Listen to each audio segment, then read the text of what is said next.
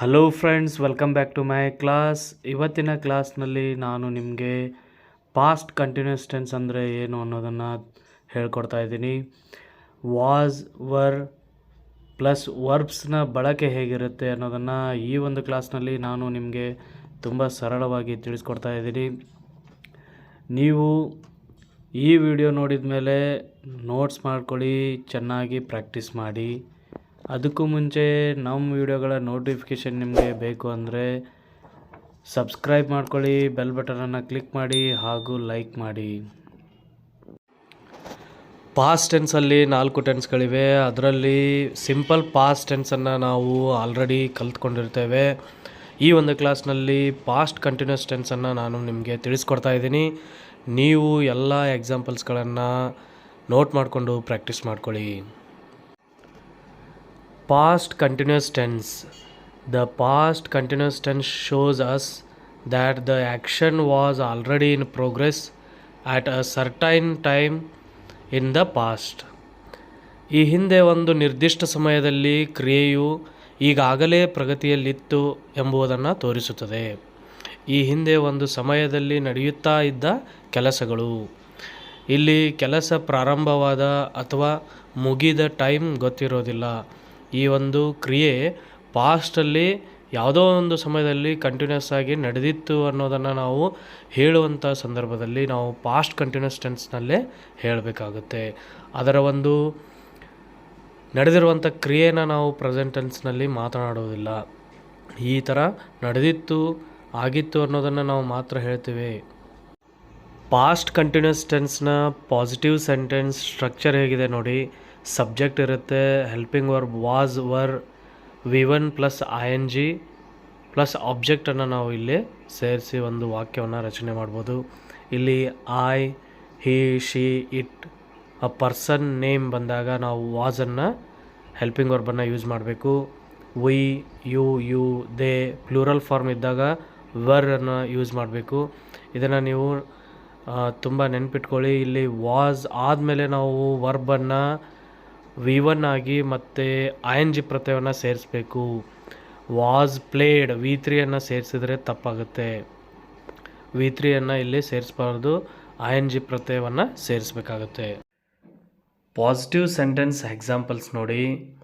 ಇಲ್ಲಿ was, var, helping ವರ್ಬ್ಸನ್ನು ನಾವು ಯಾವಾಗ ಯಾವ ಸಬ್ಜೆಕ್ಟಿಗೆ ಯೂಸ್ ಮಾಡಬೇಕು ಅನ್ನೋದನ್ನು ಆಲ್ರೆಡಿ ತಿಳಿದುಕೊಂಡಿರ್ತೇವೆ. I was reading story last night. We were reading story last night.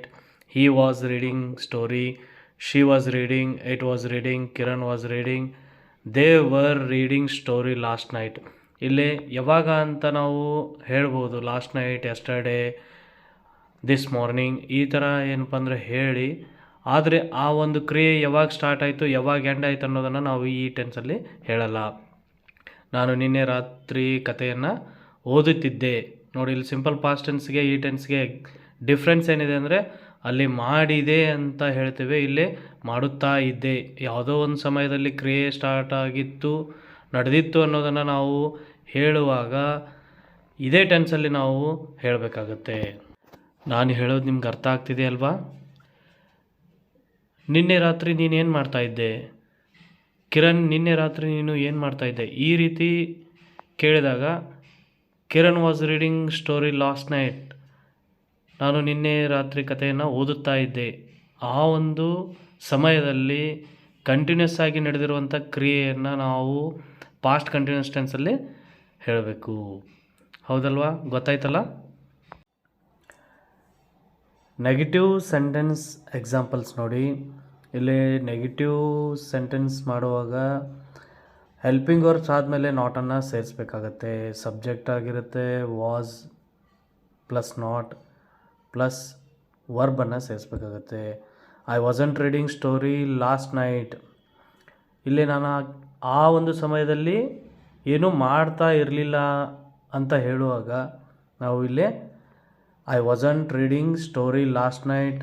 V weren't, you weren't, he wasn't, she wasn't, it wasn't, Kiran wasn't, they weren't reading story last night. ನಾವು ನಿನ್ನೆ ರಾತ್ರಿ ಕಥೆಯನ್ನು ಓದುತ್ತಿರಲಿಲ್ಲ.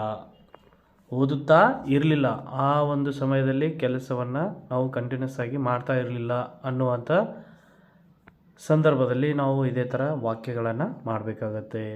ಅವಳು ನಿನ್ನೆ ರಾತ್ರಿ ಕಥೆಯನ್ನು ಓದುತ್ತಿರಲಿಲ್ಲ. ಗೊತ್ತಾಯ್ತಲ್ಲ? ನೀವು ಈ ಒಂದು ಎಕ್ಸಾಂಪಲ್ಸ್ಗಳನ್ನು ನೋಟ್ ಮಾಡಿಕೊಂಡು ಚೆನ್ನಾಗಿ ಪ್ರಾಕ್ಟೀಸ್ ಮಾಡಿ.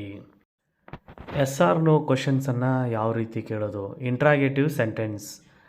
ಇಲ್ಲಿ ಇಂಟ್ರಾಗೇಟಿವ್ ಸೆಂಟೆನ್ಸಲ್ಲಿ ಹೆಲ್ಪಿಂಗ್ ವರ್ಬ್ಸನ್ನು ನಾವು ಮೊದಲಿಗೆ ಹಾಕಬೇಕು. Was I reading, were we reading, were you reading, was he reading, was she reading, was it reading, was Kiran reading, were they reading story last night. ನಾನು ನಿನ್ನೆ ರಾತ್ರಿ ಕಥೆಯನ್ನು ಓದುತ್ತಾ ಇದ್ನ. ಪ್ರಶ್ನೆಯನ್ನು ಮಾಡುವಾಗ ನಾವು ಇದೇ ಥರ ವಾಕ್ಯವನ್ನು ಹೇಳಬೇಕು.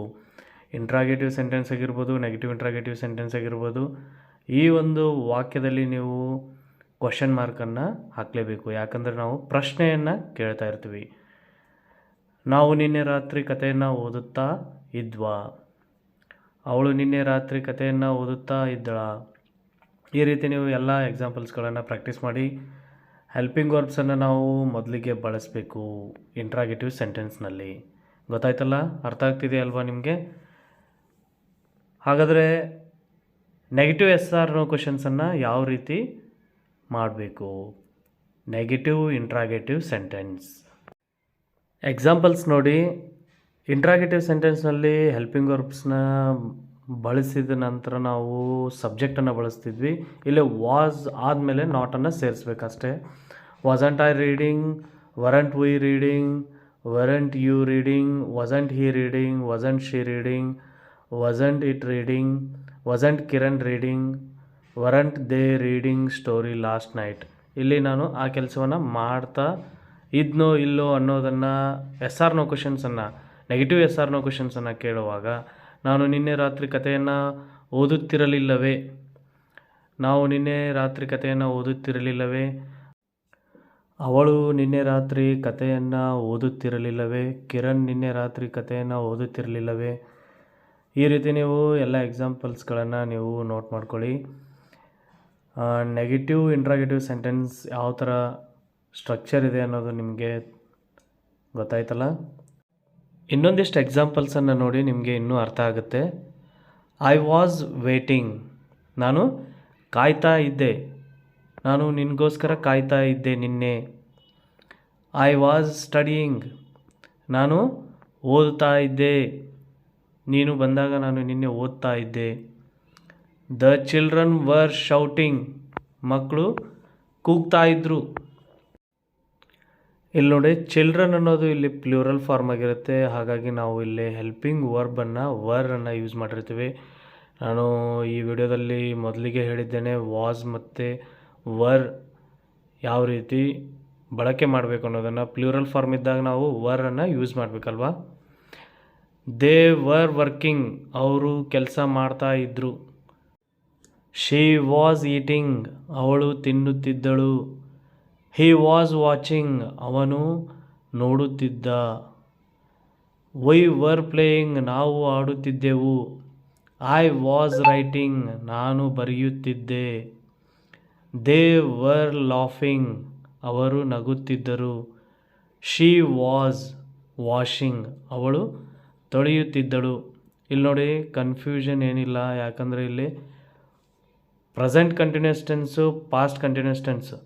ಅಲ್ಲಿ ಕಾಯುತ್ತಾ ಇದ್ದೇನೆ, ಇಲ್ಲಿ ಕಾಯುತ್ತಿದ್ದೆ.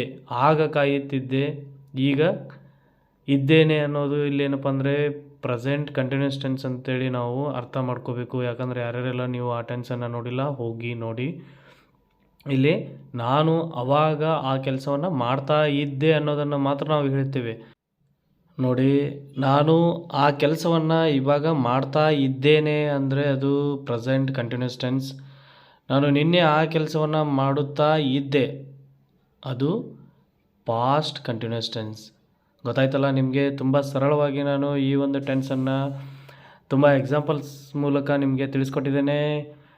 ನೆಗೆಟಿವ್ ಇಂಟ್ರಾಗೇಟಿವ್ ಕೂಡ ತಿಳಿಸ್ಕೊಟ್ಟಿದ್ದೇನೆ. ಅವುಗಳೆಲ್ಲವನ್ನು ನೋಟ್ ಮಾಡಿಕೊಂಡು ಪ್ರಾಕ್ಟೀಸ್ ಮಾಡಿ. ಅರ್ಥ ಆಯ್ತಲ್ಲ? ನಾನು ನಿಮಗೆ ಪ್ರಾಕ್ಟೀಸ್ ಮಾಡಲಿಕ್ಕೆ ಕೆಲವೊಂದಿಷ್ಟು ಎಕ್ಸಾಂಪಲ್ಸ್ಗಳನ್ನು ಮೆನ್ಷನ್ ಮಾಡ್ತಾ ಇದ್ದೇನೆ. ನೀವು ಅವುಗಳನ್ನು ಪಾಸಿಟಿವ್, ನೆಗೆಟಿವ್ ಇಂಟ್ರಾಗೇಟಿವ್ಗೆ ಚೇಂಜ್ ಮಾಡಿಕೊಂಡು ನೋಟ್ ಮಾಡ್ಕೊಳ್ಳಿ ಹಾಗೂ ಪ್ರಾಕ್ಟೀಸ್ ಮಾಡಿ. ನಾನು ಮಾಡಿರುವಂಥ ಈ ವಿಡಿಯೋ ನಿಮಗೆ ಇಷ್ಟ ಆಗಿದ್ದರೆ ಲೈಕ್ ಮಾಡಿ ಹಾಗೂ ಎಲ್ರಿಗೂ ಶೇರ್ ಮಾಡಿ. ಮತ್ತೆ ಮುಂದಿನ ಕ್ಲಾಸ್ನಲ್ಲಿ ಇನ್ನೊಂದು ಟೆನ್ಸ್ ಜೊತೆಗೆ ಸಿಗೋಣ. Thank you.